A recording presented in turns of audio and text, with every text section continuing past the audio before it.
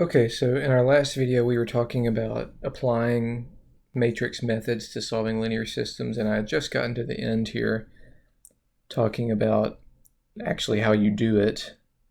And I think now we need to look at an example and really see how this works. So we're going to do that.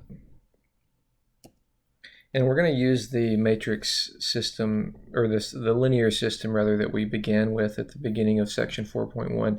So we already know the answer to this was 2, 1, right? But now let's talk about solving this via matrix methods.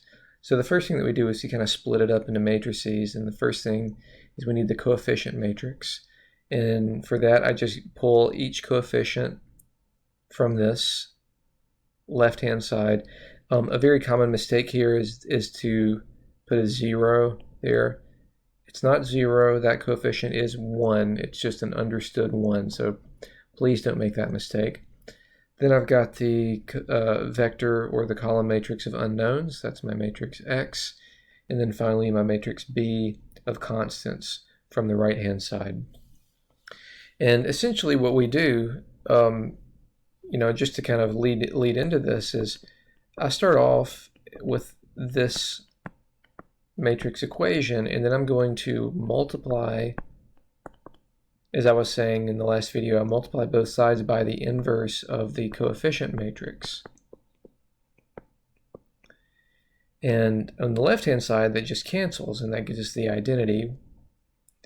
And on the right-hand side, we actually have the answer. So this is going to be my answer. So as far as like what you actually have to do in the calculator, it's this, which is written down here. You have to do this computation. The other big thing that people forget to do is they forget to actually do the inverse. So don't forget that there is an inverse there. Okay, and so let's actually do this now in the calculator. Now I happen to have already entered these matrices, right? In the previous lecture.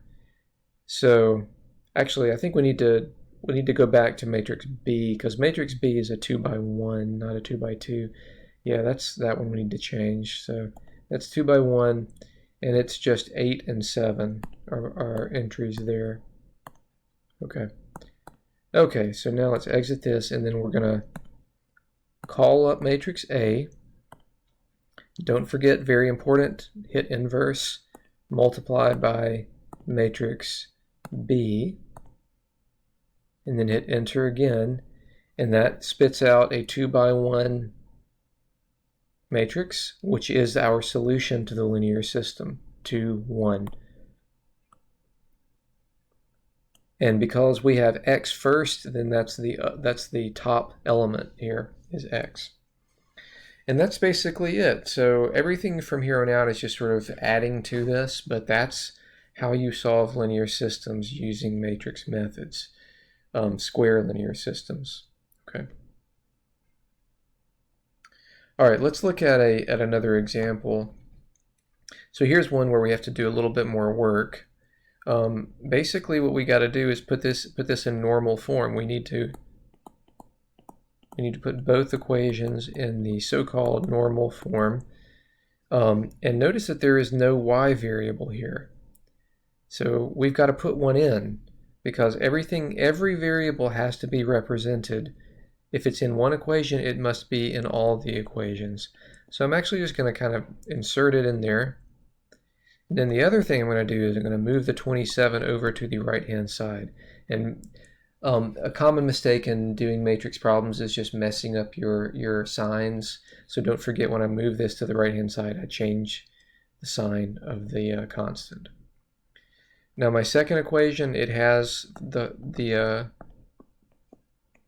both variables represented. I just need to move this to the right-hand side. So again, that's going to be positive 33.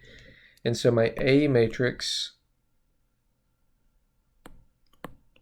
is going to be 8, 0, 5, negative 2. And this is going to be by my B matrix, and so I'm going to do A inverse times matrix B and perform that computation. So let's go to the calculator and enter all this. So we go to edit, Matrix A is still 2 by 2,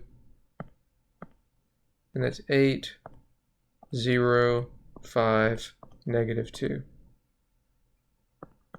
Then we go to edit again, enter matrix B, which is 27, 33, still a 2 by 1. Now we've got our matrices entered, and we can go to just names and call it matrix A. Don't forget the inverse, and then we multiply that by matrix B. Okay, hit enter, and that is our solution. That's our 2 by 2 system, or solution to this 2 by 2 system. X equals 3.375 and Y equals negative 8.0625.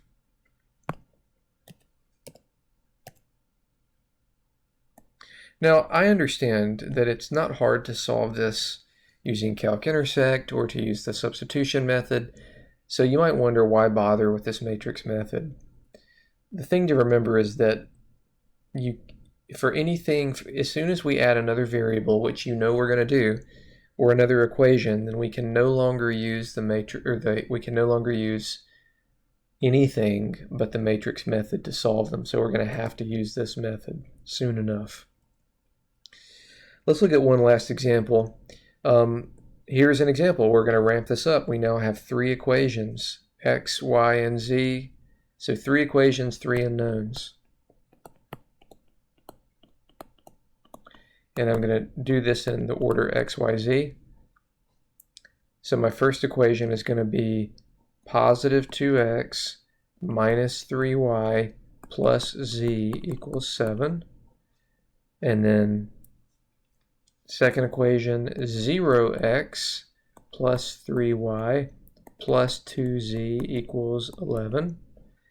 And finally, 2x plus 2y plus z equals 12. So my coefficient matrix is going to be 2, minus 3, 1, 0, 3, 2, and 2, 2, 1. So this will be my 3 by 3 column matrix. I'm sorry, 3 by 3 square matrix for A.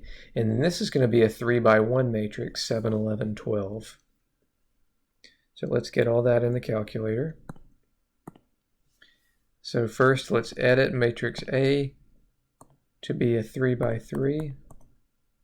And then type in our values.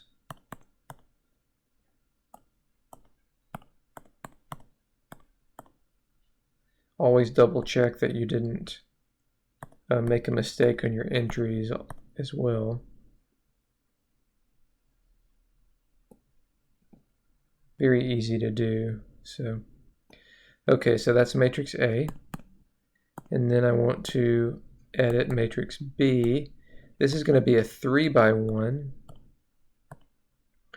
7, 11, and 12. Okay, and now we just do the same computation. So we do second matrix A inverse times second matrix B. And we get a 3 by 1 column matrix solution. X is 3, Y is 1, Z is 4.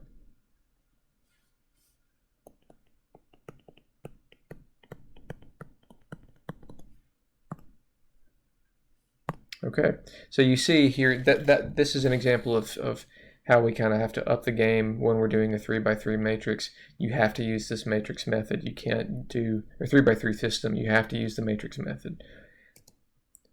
All right.